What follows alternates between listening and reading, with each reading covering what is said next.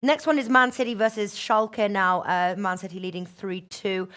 They're still the favourites to win the Champions League. 3.5 the odds are at the moment. They're looking very strong. They've regained their Premier League first place from Liverpool, just 1 point up there.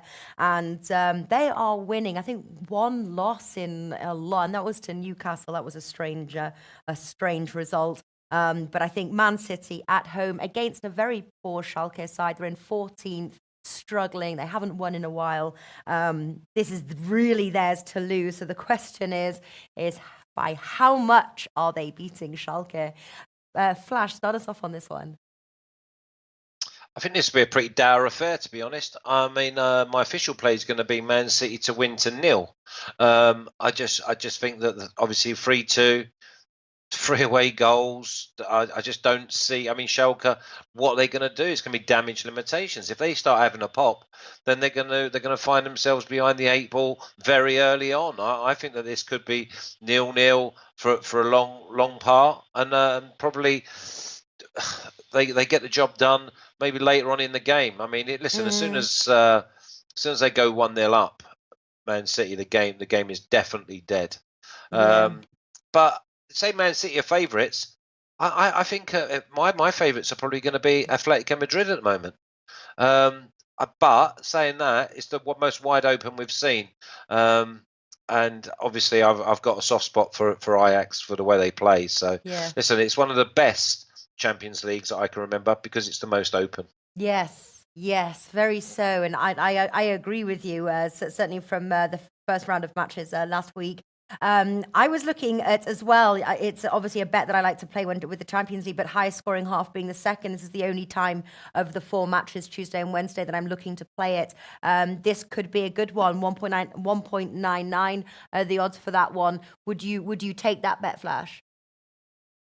Yeah, I think I probably would. Obviously, I'm still going to stick with my 1.84, I think it is, on Man City to win to 0. Yeah. But I do see this being a dour game. I mean, listen, I can see this still being sort of 0-0 or 1-0 after the hour. So I don't see this being a 3-4-5 because the job will be done and they'll pass it around. And listen, they've got a heavy schedule coming up with big games, Man City. So and people forget they've got 3, 4, 5 injuries. So not that that's going to affect this Schalke game, but it's definitely going to affect their eye to the future. Yeah. Well, listening to what Flash is saying, Martin, this could be a good time to pull out your Martin Classic.